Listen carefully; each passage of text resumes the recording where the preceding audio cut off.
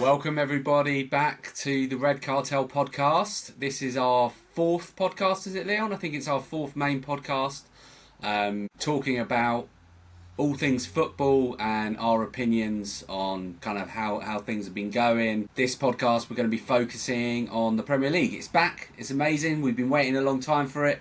Glad it's back. The Euros have been amazing. The Olympics have been great, but just nothing beats watching Premier League football for me.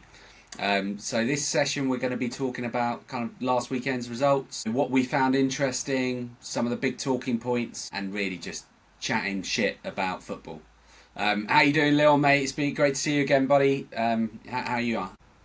I am alright, thank you very much. Well, to be honest with you, tired in a good way, I think, because staying up late to watch Match of the Day and Match of the Day 2 is like a welcome return. Like the introduction you've just given is exactly how I feel about everything. It was like Euros was good. I got strangely, I won't go into too much detail because I'll talk your ear off about it, but I got strangely into the Olympics for the first time ever, like it was the Premier League season. And I think that was like, I think it was more a sort of, it's like an addiction. And it was like, I haven't had my sporting fill. And then as soon as the Premier League came back, it was like, bam, I'm back. And I agree. Yeah. I totally agree. Like, watching, as a Liverpool fan, watching Liverpool Ipswich was like, it's like it had never been away, boss. Oh no, mate, it's been good. It's been good. I mean, that's a great little start. So I think, let's kick off with some of the results. So obviously, guys, if you want to look at mine and Leon's predictions that what were going to happen, and you can truly see how little we know about the Premier League and the football, because we did very badly on that. So getting started, cracking off with the first game of the season, all kicking off at Old Trafford. United coming out 1-0 winners against Fulham. Late goal scored by their new signing, Zerzik. Yeah, interesting game. I mean, United looked quite tight at the back. I thought dominated a lot of the game, but there was that period in the first half where Fulham were really getting on top. It was, for me, great to see Emil Smith-Rowe. Unfortunately, not in an Arsenal shirt, but great to see him starting a Premier League game. How did you find it, boss? I mean, what were your thoughts on that game? Turgid. Is that because it was United, or is that just the standard of the... Terrible standard of football, terrible advert for the Premier League, boring, lucky. Man United won. Fair play to them. Like, it's a results business, isn't it? This would be the kindest thing you'll ever hear me say about United, but fair play to them. They won 1-0, job done. And that's all I can say about it is turgid, 1-0, forget about it.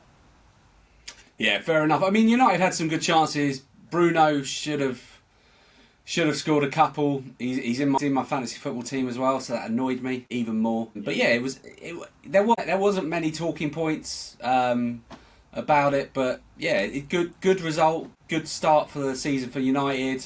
Something for them to build on. Clean sheet as well. Again, that probably wouldn't have happened last season, that clean sheet. But I feel they're a bit more kind of with it.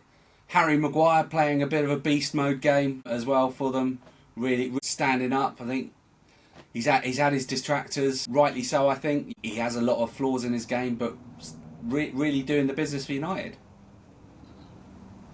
Interesting that if De Ligt is there, he started ahead of him. So, which I believe De Ligt was on the bench, right? So,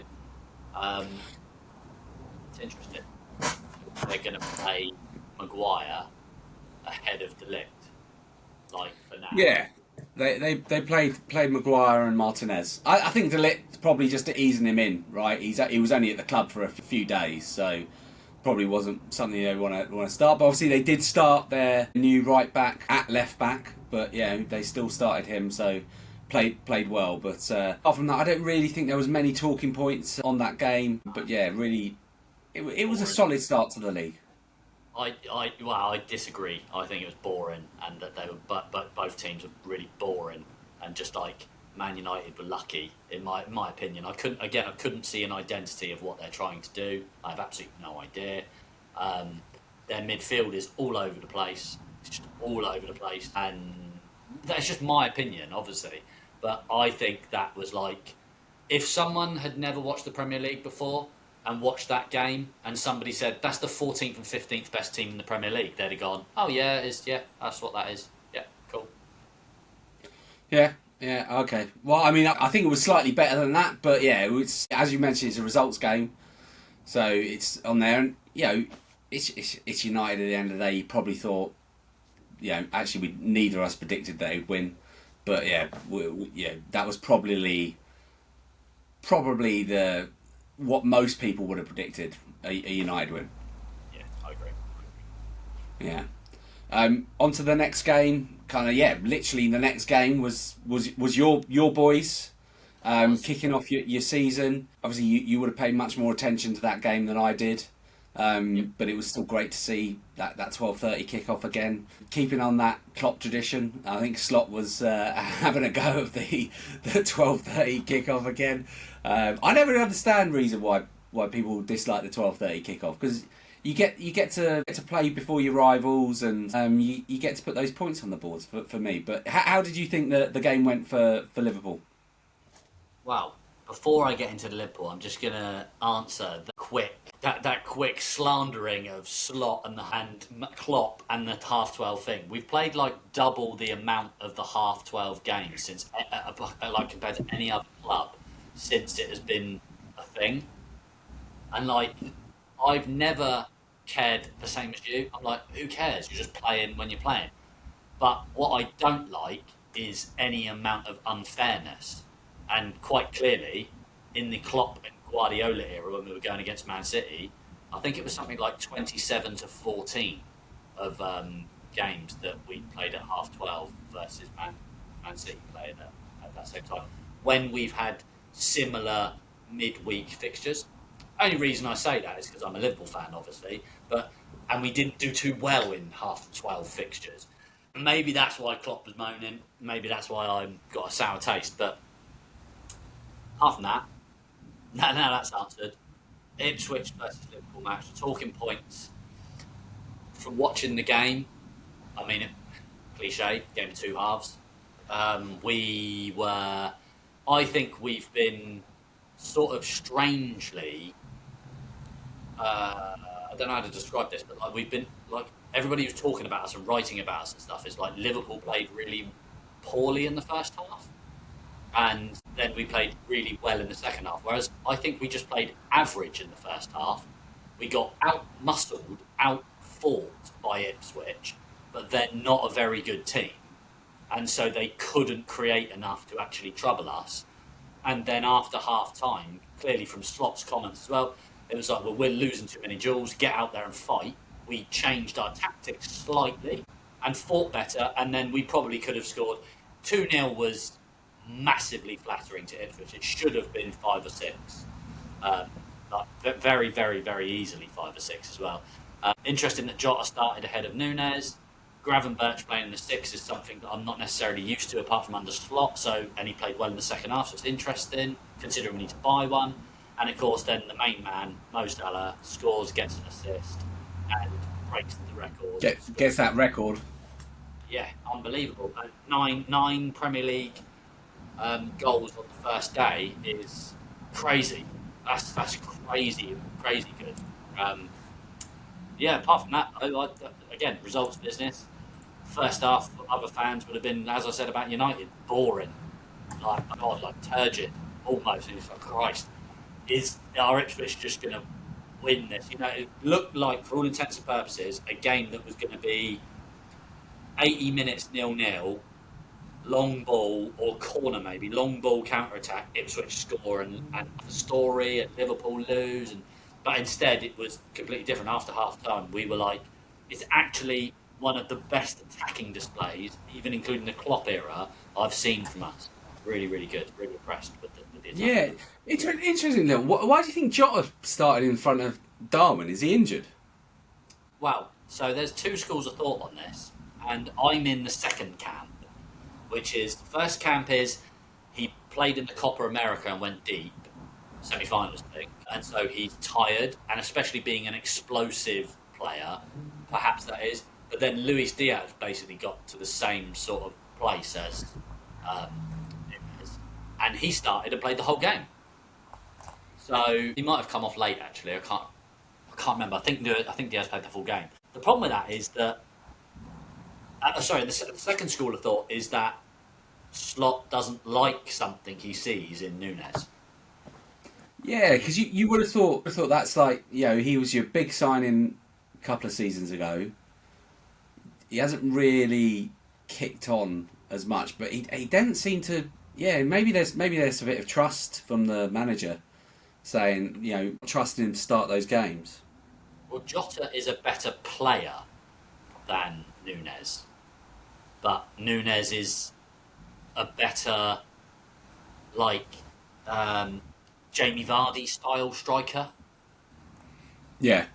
Like annoying, like housery all the time, getting involved, fast, erratic finisher at the moment. So I'm not so sure. Jota is a lethal finisher, but he's also good on the ball. Not like Roberto Firmino good, not like, I don't know, he's not like Messi, right? But he's better on the ball than Núñez. Núñez doesn't allow a lot of things to stick to him. And so, I don't know. I think Slot, is going to change the team a lot. Considering he made, and actually, I can't believe I didn't mention this, the biggest talking point maybe of the entire match. He took Gerald Kwanzaa off at half time. Yeah, who did he bring on? Canate, just our more senior centre back, and the reason was he explained it on BT TNT afterwards, and it's that he said that Kwanzaa lost the most amount of duels out of any of our players, and this match didn't suit him. He thought it did, and then he realised it didn't, and he just immediately made a sub. It's quite ruthless, but very ruthless. Something you'd expect maybe like a Mourinho to do. Agreed. Yeah, I quite like it. That's quite good. I mean, I'm surprised Canate didn't start anyway. Like, I would have thought he was going to be your main partner with Van Dijk. So we kind of don't have a main partner to Van Dijk. They play equally, both of them, and it's more like when you want to deal with a physical style of team, Kanate's better. When you want to deal with a pressing team, Kwanzaa's better because he's better on the ball and he's more press resistant. I mean, that's essentially what the theory is. Of course, it doesn't always work like that, does it? Yeah. No, of course. But 2-0, good 2-0. Start. Yeah. I think like with United, probably everyone would expect Liverpool to win that game. But it's still away from home, 3 points in the bag. You've got to be happy, right? Yeah, delighted in many ways. Like, I can see, I've got a sneaking suspicion after, when it's early doors, I'm going early, but like, I've got a sneaking suspicion that we're going to do better than we did last season, but not finish second or win the title. I mean, yeah, if you match anywhere around last season and you manage to keep it going for that last 10 games, I think you'll probably be in the hunt then, if that's your opinion. I mean, I think, like with anyone, in any business, which I think football clubs are business, when you have a real big change at the top, it takes a lot of time for that kind of messaging to run through, and there's going to be some stops and starts, I think, in the season. But I think you'll definitely finish top four. It's in the minority, isn't it? Because I can only think of like few examples in my head compared to many examples where another manager has come in after a successful period and then it got better. Like, it doesn't happen that often, right? It really doesn't happen that often. So it's going to be difficult. I think we'll be all right. I actually think we're going to surprise quite a few teams. I really think we're going to surprise quite a few people. The majority of people are writing Liverpool out of the top four. Yeah, I had noticed that. A lot of the pundits have gone in and put, I don't know why, I think it's like Tottenham are in there, and I saw one of the pundits put like Chelsea in there. But yeah, I think the mainstream view is still that Liverpool are probably kind of third or fourth best team in the league. I don't think there was really any kind of major talking points in the game, really, apart from, obviously two good goals. Salah playing well like he does. He just doesn't age, that player. He just seems to he's been stuck in 27, 28-year-old form for the last 4 or 5 years. It's been quite very impressive. He's actually, again, without starting a full Salah talk, he's actually like criminally underrated by the masses for his Premier League performance. He scored 212 or 213 goals in 350 or 340 appearances in total for Liverpool, not including assists. I don't even know. I mean, he's won 3 Golden Boots, I say.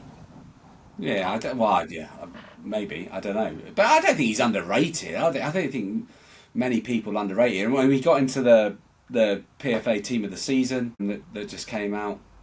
I just think he's just criminally underrated by people. I don't think people are considering him for Ballon d'Ors ever. But then there's a massive Premier League bias, against the Premier League in that Ballon d'Or competition. Yeah, probably right. The amount of amazing players and the amount of amazing things that took place. I mean, you only had to look at the fact that Man City won the treble and Erling Haaland scored a ridiculous amount of goals and they gave it to Messi. Right? It's not fashionable to give it to a Premier League side, but yeah. Moving on, obviously, Arsenal Wolves. One I've been very looking forward to, seeing the boys back in that shirt. So finished 2-0, obviously. Kai Havertz scored from a Saka assist. Great header from an excellent cross from Saka. And then, second half, late towards the end of the second half, Saka goes in and gets one of his customary, you know where I'm going, but I'm still going to do it to your defender, and cuts in on his left and smashes it in the... normally it's in the furthest corner, but he smashed it in the corner nearest him. So really enjoyed the game. Thought Arsenal played very well. Wolves can be a very tricky side. I think Gary O'Neill's a very good manager, very competent, gets the best out of their players. And I think, the only things that I thought was a bit slightly worrying, but you got to write it off to kind of first game back, was we were a bit sloppy in the back. I think Partey gave it away in our final third, Saliba gave it away, and there was 2 very good chances from those kind of distribution, lack of possession. Timber came, I think he got a bit excited. He managed to beat a player. The crowd were cheering, and then he tried to beat the same player again and got dispossessed. So funny. I saw that on the highlights. It was almost like a rush of blood, wasn't it? It was yeah, I'm in, I'm going. And then it was uh-oh. No. It was a tiny bit playground football. It's that he thought, I'm so much better than the other player. I've beaten him once, I'll beat him again. Yeah. But yeah, so impressed with... I can't convey my love for Saka enough. I mean, it's just so impressed. Just he's barely had any time off, comes in, plays most of the game, affects it, very good, gets an assist, gets in a goal. So yeah, really happy about that. And loving that Kai Havertz scored on the opening day for him, because last season, obviously, it took him quite a while to get his goal, and I think we ended up giving him a goal by letting him take the penalty against Bournemouth in the 9th or 10th game of that season to kind of get him off the mark. But yeah, I think we people go on about, we need a striker. I think Havertz can do a job. I mean, I'm saying it now. I think he might get high teens, early 20s in goals this season. I think he's got enough about him. Unfortunately, he'll probably miss as many good chances as he scores, but hopefully he'll just get a lot of chances every game. Well, you think Premier League goals? You mean? Yeah. 20 Premier League goals or more? I think Havertz can get between 16 and 20. 16 and 22, I'll put him in that bracket. If he plays enough of the games up front, in our number 9 position, with Saka playing those balls in, Martinelli, Trossard, Odegaard feeding him. I think I think he's capable of it. Yeah, but well, fair enough. That's quite a claim. I don't think he is, but that's Yeah. quite like he's never done that before. But he's been at Chelsea in that beginning period of his well known. I know he was at Leverkusen, scored a few. He was getting double figures at Leverkusen, and then he went to Chelsea. Like, don't you criminally underrate the German league, though? I do, mate. But when it's gonna make my point, I will rate it highly. So why not? Why not, eh? But yeah, apart from that, I mean, routine win. Wolves were very good.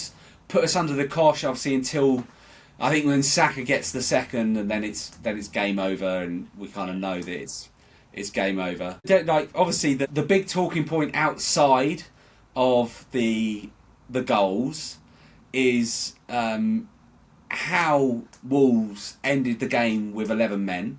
I do not know. No. Mosquera, their defender, how he doesn't get sent off for that. And it's just so to set the scene. He has a tussle with Kai Havertz. Kai Havertz fouls him. Kai Havertz falls to the floor. So does Mosquera. And instead of just like falling on top of him, he reaches for his neck, holds him on his neck. You can even see in the replay he is looking directly at Havertz, and he presses down quite hard on his neck. And then you can almost see when he realises, I shouldn't be doing this, and he takes his hand away and then like falls over. Yeah. But if that is not dangerous play, I don't know what is in the league. I mean, I have seen VAR, and I, again, understand they changed the barriers and the bar in which they can get involved with, and they make it harder. But I remember Casemiro, was it last season, getting sent off for grabbing someone's collar. And there's been I remember a Xhaka incident a few seasons ago against, I think, Burnley, and he did a similar action, straight red from VAR. Yeah. So I don't really understand it. I mean, I don't know what your take was. Do you think that should have been a red? 100%. Otherwise, I'm almost speechless. It's like, so otherwise what we're saying is you're allowed to commit battery on a pitch because you're playing a sport. Yeah. Yeah, no, I think that's exactly. If he did that on the street, yeah, it's assault. It's battery. Yeah. If he does it anywhere, but he does it on a football pitch, Fine. And even if he had done it standing up on the football pitch, like they square up and he goes to grab his neck and then he pulls his arm away. As soon as he goes to do that, that's red. Because I don't personally, I don't understand it. No, and it's worse the way it happened than standing up for me, because he's got all of his body weight and landed on him, and you can see in his forearm almost that he's trying to strangle him. He's trying to squeeze his neck because he's angry, right? Yeah. Havertz has wound him up. Havertz has wound him up, and he's gone. And as you say, if you look back at the replay, you can see the moment that he realises, I need to take my hand away. Like I've got like that. That's like the red mist is dispersed, and he's on. What am I doing here? And then he falls to the floor. And tries to do what most players do when they make a bad tackle. Oh, I got hurt too, so it's not really a red card, or it's not really a yellow card. But to me, this might be controversial to say, but does that mean that I can sign up for a Sunday League team that plays in the same division as a person I have a really bad altercation with a long time ago, and I want to get my own back, and because I'm on a football pitch, I can run across and batter 10 barrels out of him, and then I won't get done by the police. It's just a sending off. Or in fact, actually, it's not even a sending off. You're allowed to do that. What are we telling? Yeah, I think in Sunday League, the person you did it to would probably nut you back. So, for sure, yeah, because it probably wouldn't hurt him because he's had like 10 pints. So, yeah. But the same player again, and I'm obviously, I don't think this is bad, but like it is still quite bad when Jesus is trying to stop play towards the end. Did you see this incident? And Mosquera, and I'm probably mispronouncing his name, so in the comments you can have a go at me for it. But look, I'm dyslexic, mate, and you got to allow me mispronouncing people's names. Goes up to Jesus and grabs his arse to move him. So a bit of sexual assault as well. I don't know if you did you not catch that bit? No, what the hell? Grabs his ass. Yeah, I'll put a little screenshot on this. But yeah, grabs his ass to move him out of the way. Now there is one shot where it looks like what the hell is he doing, but then another shot is you see that Jesus is basically standing in front of the ball when they're trying to take a quick free kick, and he's trying to move him out of the way. But instead of like tugging his shirt or moving his arm, yeah, he grabs his ass and moves him on. So for me, like nothing, didn't get anything. Jesus got booked for protesting. I think Jesus pushed him over after that. But again, look, this is my conspiracy theory about refs. I just think they actively try and not award anything for Arsenal. And that is me with my tinfoil hat, my Arsenal glasses on, when I'm watching the games. There are things that happen to Arsenal players and the refs are just no, and I'll always return it back to when Martinelli got sent off for two yellow cards in the same period of play against Wolves a few seasons ago. He was so ready to send off an Arsenal player, but now you have a player that gets chokehold, but we're not going to do that, and VAR are going to go, oh, it's not clear and obvious. Well, Final word on it before I spend the entire podcast getting annoyed about the fact that he didn't get a sign off, and it didn't affect the game. We still won 2-0, but. Come on, VAR refs do better. It's again. We're going to we'll talk about another VAR incident, obviously in the Brentford game. But come on, stop being so bad at your jobs. All right. If you were in any other industry, you're getting managed out of the business for being as bad as you are. But with VAR, you just got your boss coming in with Michael Owen talking about why it shouldn't have been red. Pointless. Literally pointless. Yeah. Well, I mean, I'll say two things. One, I don't think there's a conspiracy against Arsenal. When was the last time you had a VAR decision that was then proven to have been incorrect and a goal? Couple of times last season they had to come out and apologise. A couple of times the season before they did. I remember Kai Havertz against United got a penalty given for him. There was the slightest of touches. It may not have been the most blatant penalty in the world, but the player clipped his foot as he went past him. Ref gives a red card. Ref gives a pen. VAR get involved in saying, "Ref, I don't think that's a pen." So there are incidences where it's very soft. Well, sure. I don't mean that. I think every club has that. What a penalty, and it was a penalty last week. That was a penalty over there in their box and not in my box. I know.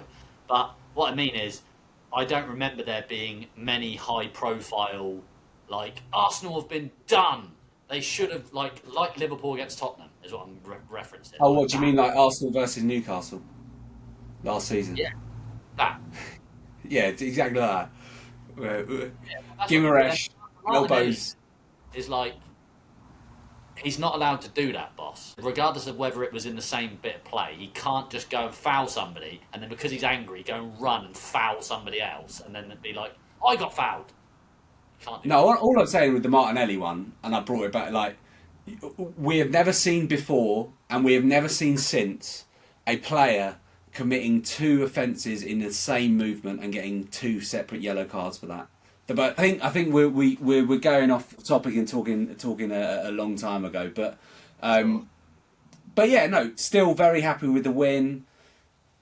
Love seeing the players coming back, hitting the ground running, especially Saka playing well. It was good to see Timber back on the pitch as well. Obviously, yeah, easing him back in.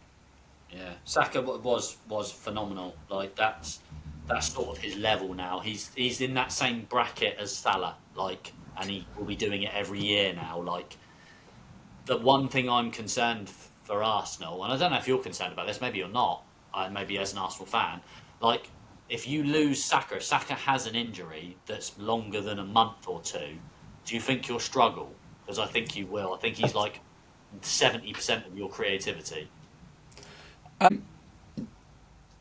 Same as I Salah. think any team will try and struggle, but I do like try and adjust, struggle to try and adjust because a lot of our play goes down the right. A lot of our play is Odegaard, Saka, and Ben White playing, and Saka having taking up two players, so it creates more space in the rest of the pitch for Arsenal.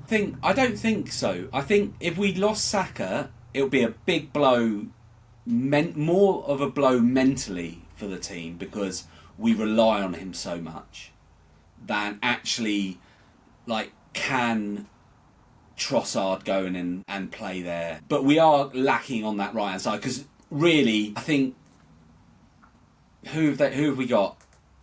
Vieira, I think, would be the next person coming in if Trossard isn't playing there. Reece Nelson will probably not be here by the end of the transfer window. So it all depends, but it is hard. But what I will say, just like Salah, Saka plays a lot of games. And not injured. He's very rarely injured. Yeah, I just mean that it's the question that came up when I was talking to a friend about Arsenal, funny enough, and he just brought up a valid point. He was like, I feel like that if Saka gets injured, unlike Man City, where De Bruyne was out for 3.5 months or so last season, they were just fine. Yeah, but you've got to remember that they've got a reasonably small squad, Man City, but every single player in that squad has been bought for massive money. So yeah, there's still a drop off. Like you'd say the same with Rodri. If Rodri goes out the Man City side for 2 or 3 months, they don't have anyone to come in and play there. So there's always that one position in your team, that one player in your team that really you don't have that replacement for. No, because he's one of the best in the world. How do you do that? You can't. Yeah. It's the same, I think, even to less extent, United lose Bruno for a long period of time. They're going to lose such a large amount of their creativity. Yeah, there's always one. Sure. Yeah, there's always that one player in those big sides that you're going to struggle to fill their boots. The only thing I would say is that I just wonder if maybe you'll make a sign-in, to cover again. Maybe it would just be an extra cover. Maybe I don't know. Maybe you don't even know. Maybe Gabriel Jesus can actually play out on the right pretty well, and so it's fine. I don't know. Yeah, I forgot about Jesus, mate. Jesus can play across those three forwards, and I'm not saying if Saka's out for the whole season, you'd want them to go out and buy big to replace him. No, but yeah, I think we could cope for a month or two without Saka, but it would be difficult. Yeah. And it always depends when you lose them. Yeah. There's loads of crap games like the bottom half of the table that you'll probably roll over. It doesn't matter, does it? You've just you beat. I don't know. I'm just insult those teams here, but it's you beat Ipswich, you beat Leicester, you beat Southampton, you beat Brentford, and you beat Crystal Palace, and then Saka's back, and you're like, we didn't even need him for them games. Yeah, I meant more that if we say we lost him in November and December, or maybe not November, maybe if we lost him in October and November, I think that it's much easier to recover than if we lost him in April and May. Yeah, for sure. Regardless of who we're playing within those things, because it's easier to take a slight knock and then gain that up, like Man City pretty much do every season. They're never really top of the table. Well, they sometimes are, but they're rarely top of the table at Christmas. But it's that end of the season when their players are nice and fit and they go on that massive run. To the league, Liverpool had to win 26 and draw 1 out of the first 27 games of the league. That's what we did. But I don't. Let's not. I feel if you keep me on this track, I'll speak about Saka for an hour and a half the entire pod. So let's move on. I was just interested. That was all. It was a point that was brought up to me, and I thought, as an Arsenal fan, I'd ask you what you thought about it to see if it was something that was going to get dealt with, or you wanted to get dealt with, or was not really a problem. I mean, ideally, I would love us to go out and buy a 2-footed. Wide forward that can play right and left, that is at the standard of Saka or just below, but there's not any of those on the market. But I think to kind of like bookend it, I think it would be more that we would struggle mentally and the fan base would struggle mentally in the fact that we can't rely on Saka. Because there have been a lot of games last season where Saka has pulled us out. He has been the reason we've won the games. Yeah. But I still think we have enough in us to soften the blow. Hopefully I don't have to think about it and see it come to fruition. And hopefully, I don't ever have to be proven right on that one. Yeah, sure. I understand. That one's put to bed then. So, should we talk about the other? Because we could have linked it very well, I suppose, talking about the Arsenal VAR decision and then the really, really soft VAR decision in the Southampton-Newcastle game. Yeah, it's a great link because this is also what annoys me, Leon, about VAR is VAR should really bring consistency in decisions. Because it's very hard for different referees when they're refereeing in the heat of the game to catch everything, therefore to be consistent in their decisions. But with VAR, it should be bringing more consistency. But yeah, you're right. Southampton, Newcastle, the Shah getting sent off for really know what for. I've seen the replays. I can't really understand. No, I understand because he's put his head there and the Southampton's players' reaction as well to it. Yeah. But VAR should be looking at that and going, that's not a red. Wow. See, this is, again, another interesting thing. I think, by the letter of the law, both the Wolves one and the Newcastle one is a red card. I know that it's absolutely ridiculous. It shouldn't be a red card. But the way the laws are written at the moment, if I put my head on another player, that's it. See you later. If I go like that to someone, even if it's just touch, and they go down, even if they don't go down, it should still be a red card. It's be like, well, you're cheating. Oh yeah, I agree. In the rules of the game, but in the spirit of the game, I think I don't know, because also Diaz, he puts his head, he goes in as well. Yeah, he does. So, why is he not getting sent off? Because he went down, I guess. It's a strange one. I mean, it didn't affect Newcastle that much. They obviously won the game, so they still get their 3 points. But you feel that was a let's get our goal difference up sort of game for Newcastle, and they didn't really get to have that chance. I think so, and I will say here, I mean, I was born in Southampton, so it might be a bit biased, but they got close to 2 or 3 XG in that game to Newcastle's 0.5 or something, and Southampton were really unlucky. Obviously, they were playing against 10 men and stuff. I hope that's not the story of their season. Like Burnley, in a way, last season, where people were like, "Oh, they're playing really well, and they had the chances, but they got beaten 4-0." It's like you can't just keep doing that. It's got to be results. As much as I berated Man United at the beginning, I did say it's a results business, and that's all it is. So no one cares that Newcastle had a man sent off or Southampton played amazing or whatever.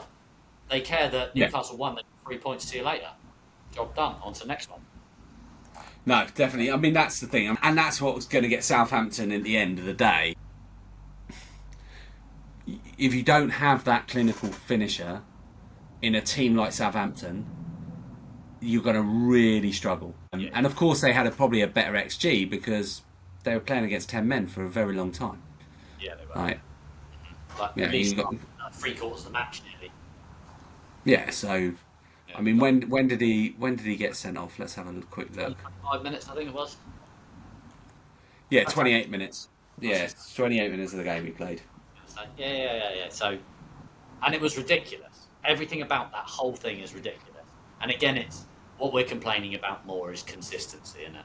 That's all it is. You just want a consistency. You want, and it can never be pure consistency because obviously it depends what the ref's decision is. Because if the ref had sent off the Wolves player, VAR aren't going to come and say that's not a red card because it was. So it's what the ref does, and I think that's right anyway. I think it should ultimately be that ref's decision because it's their reputation on the line. Like, who remembers who's in VAR when they make a bit of a dodgy decision, right? Well, Darren England normally, but he's good. Yeah, but it's normally like, oh, who's the ref? And when you see the replays, well, who's the ref? Who's the person that's dishing out the offence that you see? So it's harsh. But yeah, Newcastle again, good start to the season. Got those 3 points in front of their home fans. I think they're gonna have a better season than they had last season. So straight onto that 3 goals. Yeah, agreed. I mean, who really? I mean, next time. Well, I think obviously, as a Liverpool fan, you might want to jump in on this one, but I was Brighton Everton game. Is it 3-0? 3-0 Brighton. Yeah. And should have been more. They obviously had a goal disallowed as well. Brighton did for a tiny offside. So I'll say it was stupid because the player who was offside should not have been offside. Yeah.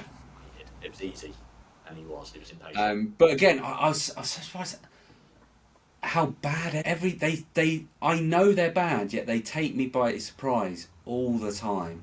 Like how bad they are. They're bad. And yeah, I do worry. I do worry for Everton. Obviously, in our predictions podcast, neither of us had Everton in the bottom 3, but from that performance, I don't know how good Brighton were and how bad Everton were.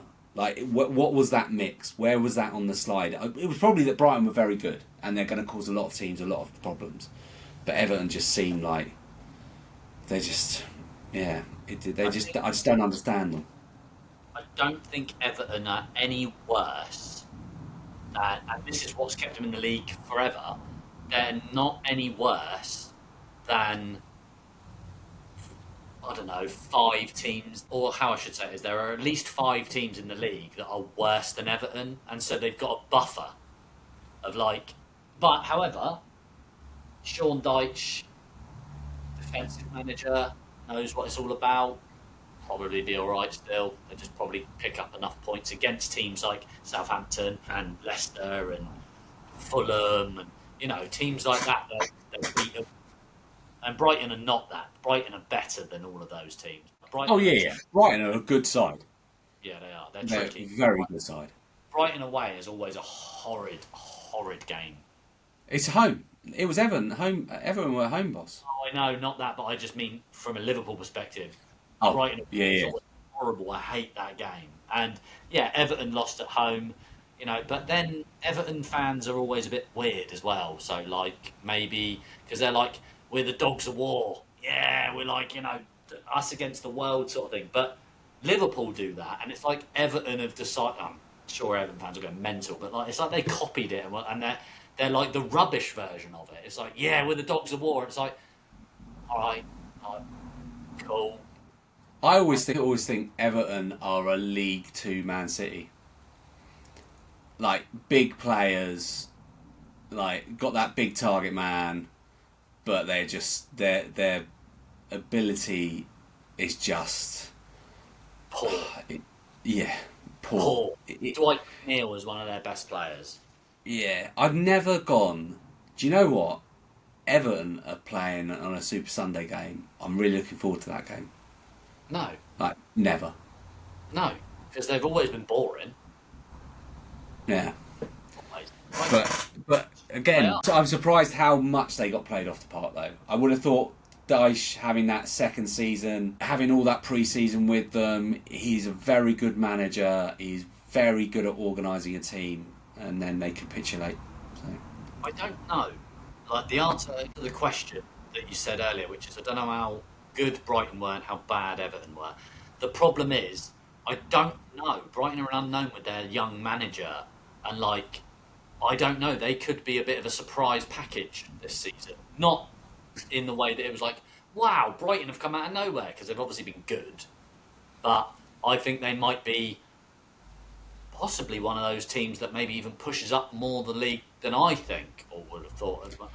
Yeah, and this season they kind of diverted from their kind of transfer strategy, where it was all about kind of making big profits on players in the close season, going out and trying to find the cheap young talent, and then making that profit again in a couple of seasons' time. I think they've gone They've gone and spent over 100 million in the transfer window. They've just bought that player from Leeds, Rutter, for 40 million. They could do something. They really could. I think they could. You could be seeing. Definitely would never not surprise me seeing next season European football at Brighton. Agreed. And just so that it's somewhere documented on video, calling it early, a Dingra, Sadio Mane regen. Do you think? It's unreal. It's unreal. Someone needs. That's high praise, mate. That's high praise. That would be high praise if I said it, but that is high praise from you as someone that loves Mane. He's this guy. He's the guy. He's like the guy. I'm telling you now. He's going to end up at City, which is going to annoy me, and it's going to be like when they finally worked out that Doku is actually really shit. They're going to then. Yeah. Yeah, we'll come on to City. In fact, I mean, there's a good little interlude of with City. 2-0 against Chelsea. I mean, my predictions was it going to be a draw, but that was more on hope than anything. But yeah, kind of rolled them over really. I mean, Chelsea had, I think, they had a goal disallowed. That's because Nicholas Jackson can't understand how to play football and not stay behind the defender. But apart from that, City were just so superior to that Chelsea team. Just controlled it. Just what I'd written down in my notes of that game was so easy for City.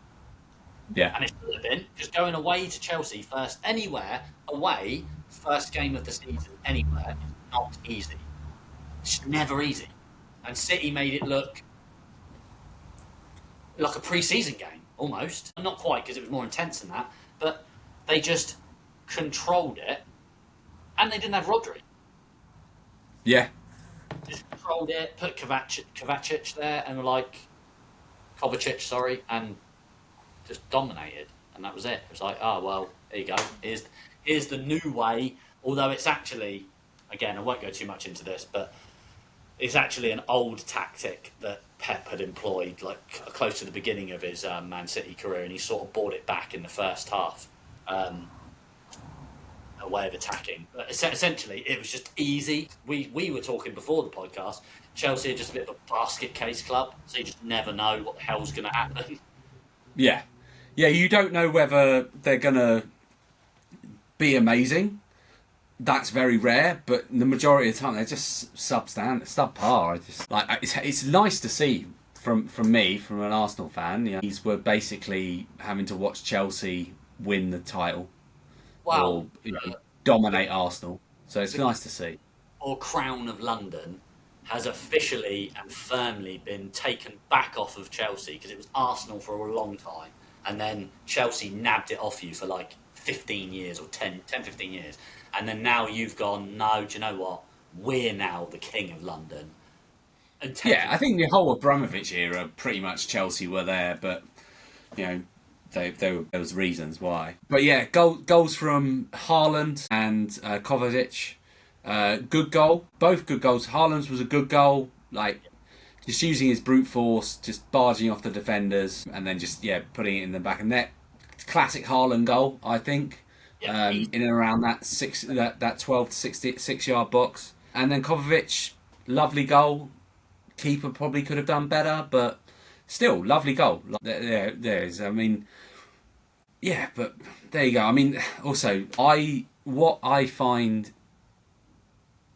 the most enjoyable is that Chelsea have gone out and spent 250 to 300 million on three midfielders that just look shadows of themselves. I don't even know whether Enzo was ever a good midfielder, or he just played in an Argentinian side that won the World Cup. I don't know whether he really is a £100 million player, so it's hard. You can't really judge him on that. But when I look at him play, I don't actually see what he gives the team. I don't see him being creative. I don't see him winning the ball in midfield. I don't see him like being a box to box. So I don't really know what he is. But yeah, it's good. It's good to see. What did you think outside of the game? What about releasing that just before the game? this is what I feel about it as a Liverpool fan, I suppose. I just couldn't care less about Sterling. I just thought, whatever, it's fine. You chose this career. You've chosen to do this. You left Liverpool on terrible terms. You left Man City because you got karma, because you left us poorly. Unlucky, you got shipped out by City after they used and abused you.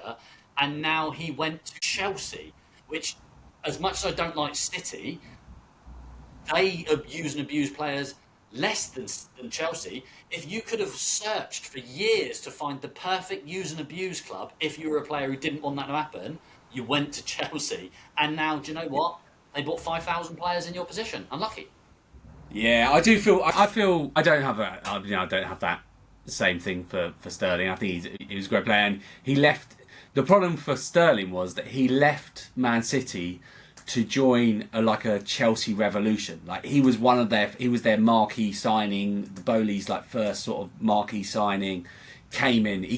I don't think anyone could have predicted that they would go and buy another 5 or 6 players in his position and things like that. But it's a strange one. I just think it kind of shows what's going on in the club, really. Like you cannot have 40, 45 first team players all expecting to play first team football. It can't work.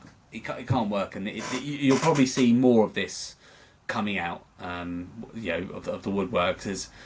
Especially, it would be different, I think, if Chelsea went on and their last couple of seasons they've been battling for the title, and then maybe you might have to expect, if you've dropped off slightly, you're not going to be in that squad or that starting 11. But yeah, I think it just kind of showed the sort of club Chelsea are at the moment. I think it kind of really demonstrated that. But I do hope, because I think Sterling had a good career, and I've enjoyed his career. Controversial actually, Leon. I talking about Sterling, I would, if Chelsea last week or so of the transfer window said that we need to get rid of Sterling out of the team, I would love. Well, I wouldn't say I love, but I wouldn't mind Arsenal going in for a loan. And then, we were talking about Saka earlier on, like what would happen if he went out. I think Sterling would be perfect for coming in, as a sub, not as a starter, but as a sub, coming in last 20 minutes, playing maybe some games that, you could rest Saka, and I think Sterling could definitely do a job for Arsenal. It probably won't happen. Chelsea probably will either, they'll have to get rid of him. They'll have to try and get rid of him in the next week or so of the transfer window.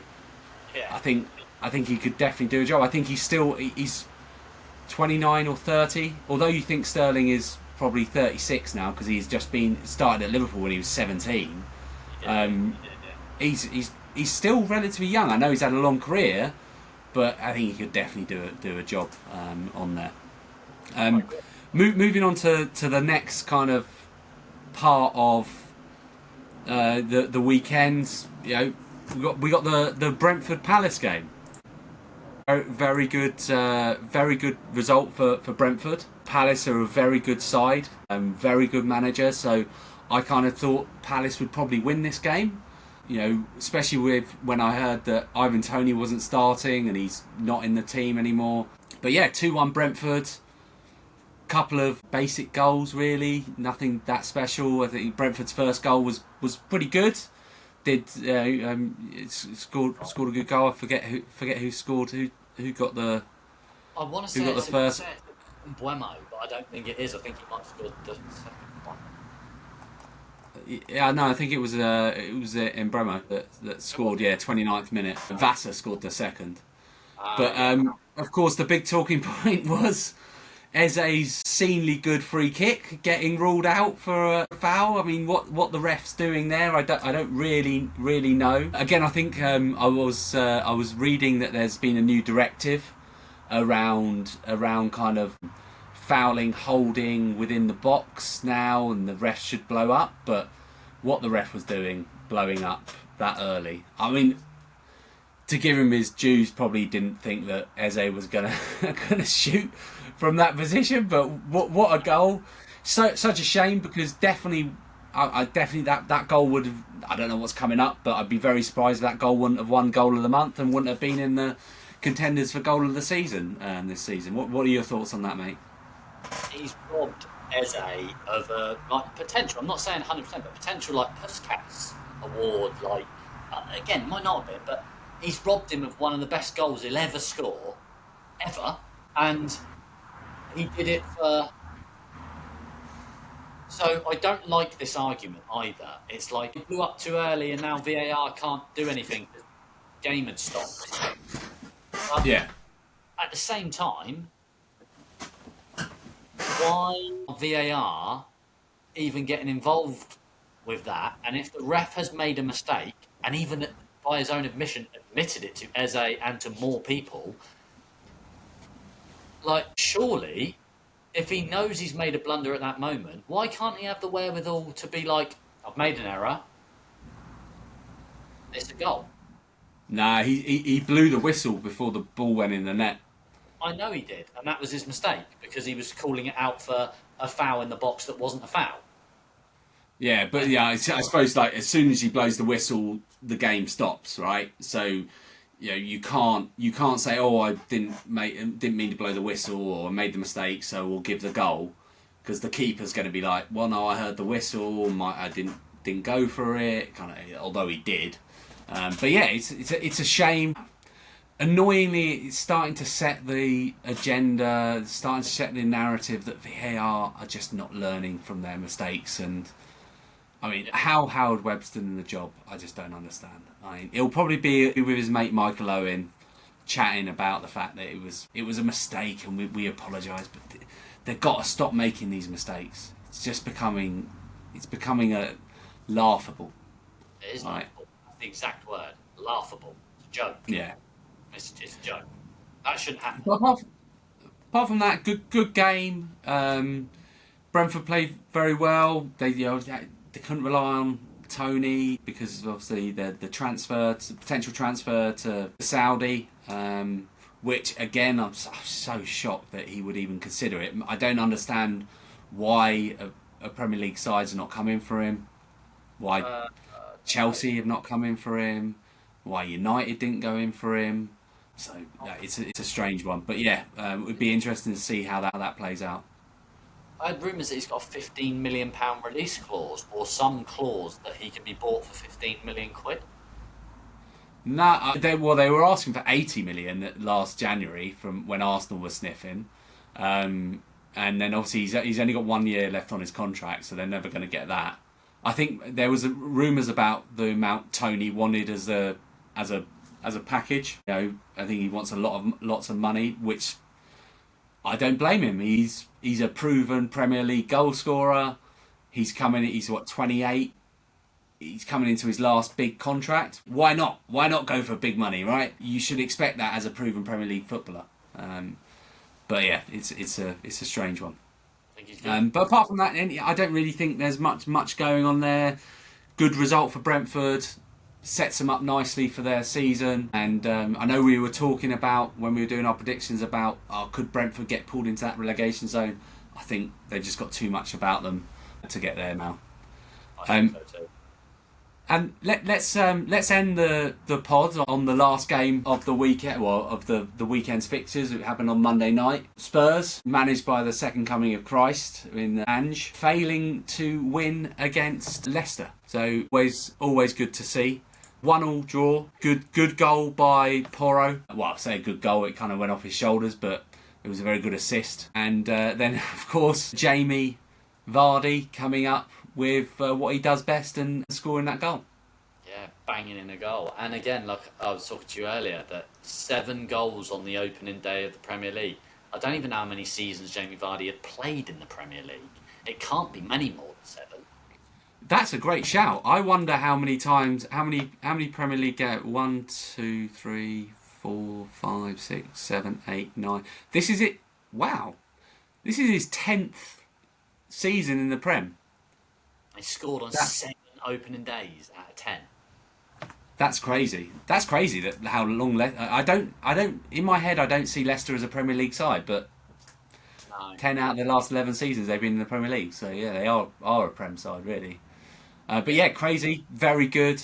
Especially I don't even think he was fully fit. He hadn't really had much pre-season, coming back from an injury, but just doing what he does, scoring goals and winding up players and fans, which I absolutely love to see. I don't love to see it when he does it to the Arsenal team, but yeah, when he does it to Tottenham, it's even more special.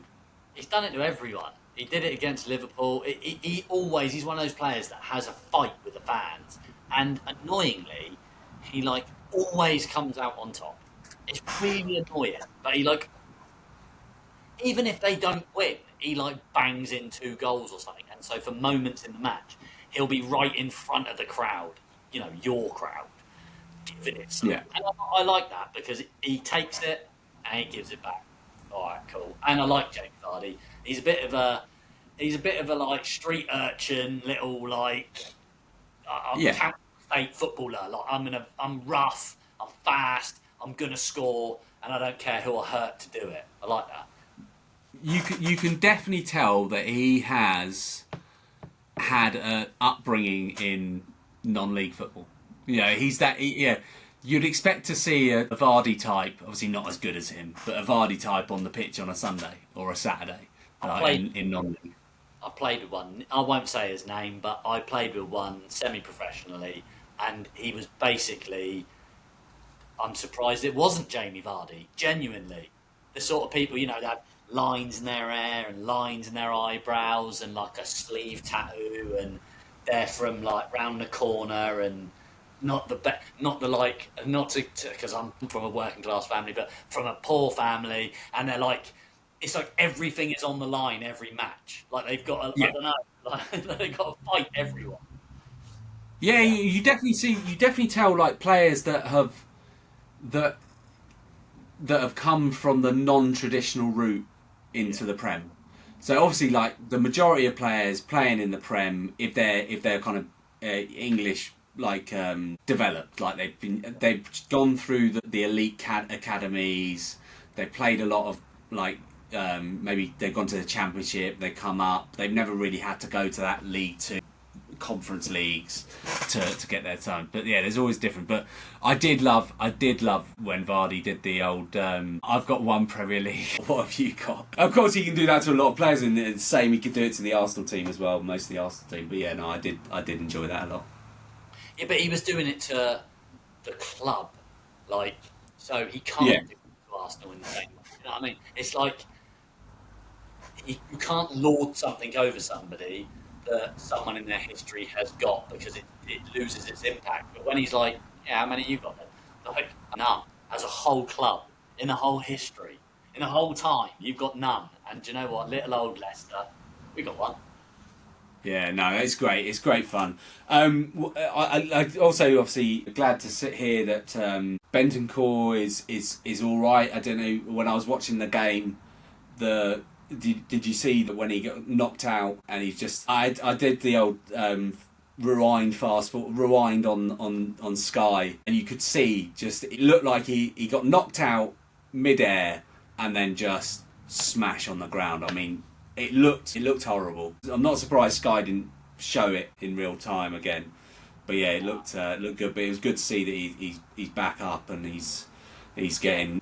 Of course, as much as we banter about Spurs and clubs we don't like and stuff like that, got no ill will to actually any human beings or anything like that. Football rivalry is football rivalry, but ultimately it's just a game, isn't it? It's not it's not life and death. So yeah, but one thing I will say that I can't believe, I don't think I've ever said this to you, Will, ever. And it is about Ange Postecoglou. And it has stuck with me ever since did he take over last season? It was last season. Somebody, a Liverpool fan, said, "Who the hell is this guy? It looks like somebody's just given Brendan Rodgers a didgeridoo." Yeah. I mean, Ange is Ange, right? He's definitely he's a different style of manager that you've seen in the league. If he was managing another club outside of Tottenham, I might enjoy him a bit more and enjoy the differences that he calls everyone mate and things like that. But yeah, he's Tottenham manager, so I can never really have much love for him. Yeah, same. I actually think he's criminally overrated, massively. The same as Brendan Rodgers was. massively overrated. And their careers are kind of similar in a way. So I just think Tottenham have got a soft underbelly, and it is because, well, first of all, it's because their players aren't good enough, but they are also, they've got a manager who likes to try and play things right on the wire, right on the line, and you don't have good enough players because at that level, if you go right, we're going to go toe to toe with you. Then, if the toe to toe is the other team, so they're playing Arsenal, you've got better players than them. That is not going to work. It's just you're going to lose. Like you might win 3 out of 10 of those games, but 7 out of 10 you're going to lose because it's like we'll face up Pedro Porro against Saka, and it's like, well, good luck then. Yeah, no, yeah, he's only overrated, I think, because there's for some reason a lot of like mainstream pundits really like Tottenham and they want to see them do well, and you know, I think they're I'll say it now. I think they'll struggle this season. I think again it was interesting to see Solanke start for them. He kind of did exactly what I expected him to do, right? As he got into positions and missed chances. That's what I kind of expected a player of Solanke's quality to do. I mean, regardless of how much they paid for him, he's probably not good enough to lead a line for a Champions League bound club, in my eyes. No, they've spent £65 million to go backwards. Like, it's not good. They did this with Roberto Soldado. Let's not forget. They did. I was just about to say that, Leon. It's very reminiscent of how they spent their last 100 million they got for their star player when they went out and bought all the players to replace Gareth Bale. But I'm happy. I'm happy that it's a draw. Points dropped for Tottenham, but it should be interesting to see kind of how they what they end up doing for the rest of the season. Yeah, I agree. I think they'll struggle. Like I don't think they'll make top 4. So I don't even think they'll make top 5. I don't think. Yeah, I mean the only other game that was on the weekend, Nottingham Forest won, Bournemouth won. Not much to talk about here, I don't think. No. Two also run clubs playing out a draw. Yeah, quite literally 2 championship teams drawing in the Premier League. Yeah, definitely. Bournemouth have got Bournemouth's manager is like way above like Bournemouth. He is a manager who I could quite easily see managing Man United in the future. Yeah. I think he's on that trajectory, right? He's on that trajectory of being good enough, young enough, and exciting enough to get that chance at a top 6 club in the future. Yeah. So, end of the day, great start to the season. Enjoyable. It was great to have the Premier League back.